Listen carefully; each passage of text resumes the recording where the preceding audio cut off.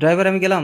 আমার ছেলে নতুন গাড়ি কিনেছে, বাহ কি নরম গদি, একটু বসি তো। ওই দেখো বাবু গেটটা খুলে দিয়ে চলে গেছে। আরে আমি আছি ভেতরে, খোলো। খুলছে না কেন? আমি দম নিতে পারছি না। দীপা, লোকেশ, নতুন গাড়ি কিনেছি। মা কোথায়? মাকে আগে চড়াবো। এই যা, ওর মাকে তো আমি ঘর থেকে বের করে দিয়েছি। কি হলো, চুপ করে আছো কেন? মা কোথায়? মা একটু মন্দিরে গেছে। তুমি মাকে একা মন্দিরে যেতে দিয়েছো কেন? বাবু কি হলো ড্রাইভার? এই দিন গাড়ির চাবি, গাড়ি আমি লক করে দিয়েছি, কেউ আর খুলতে পারবে না। আর আমার 3 দিন ছুটি লাগবে, আসতে পারবো না। তার মানে 3 দিন গাড়ি বন্ধ থাকবে? ঠিক আছে যাও। এই দীপা, এই না, এই মোবাইলটার গাড়ির চাবিটা রাখো, আমি মন্দিরে গিয়ে মাকে নিয়ে আসি। বলো বলো বলো বলো। বাবুর মা চাবি? ও চাবি তো বাবুর কাছে দিয়ে এসছে, একটা কল করে দিই। লোকেশের ফোনে ড্রাইভার ফোন করছে।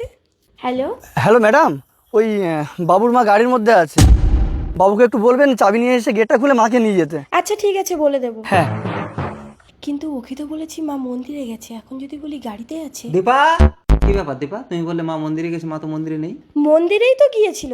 আচ্ছা ঠিক আছে, অনেক রাত হয়েছে, শুয়ে পড়ো, সকালে দেখা যাবে। ওহ, অনেকদিন পর বাড়িতে এলাম, মাকে না দেখতে পেয়ে মনটা ভীষণ খারাপ লাগছে।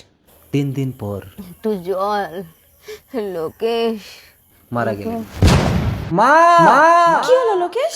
মা যেন আমাকে ডাকলো। দীপা, ওহ ভাল লাগছে না, গাড়ির চাবিটা দাও তো, আমি একটু একা একা ড্রাইভিং শিখবো। এত রাতে? হ্যাঁ, তুমিও চলো, এসো। গাড়ি আনলক করে দিয়েছি, তুমি পেছনে বসো। কি হলো দীপা?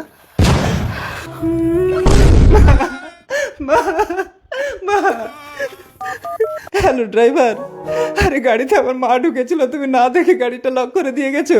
কেন বাবু, আমি তো ম্যাডামকে ফোন করে বলে দিয়েছিলাম। দীপা, ড্রাইভার তোমাকে ফোন করে বলেছিল মা গাড়িতে আছে? না মানে আমি বলতে ভুলে গেছিলাম। আমি সারাক্ষণ মা করে চিৎকার করছি আর তুমি এই কথাটা বলতে ভুলে গেছো? আমাকে ক্ষমা করে দাও লোকেশ। ক্ষমা? তুমিও 3 দিন 3 রাতে এই গাড়ির মধ্যে বন্ধ থেকে যদি বেঁচে থাকতে পারো তবেই তুমি ক্ষমা পাবে। আপনারই বলুন দীপা, কি পারবে 3 দিন 3 রাত বেঁচে থাকতে?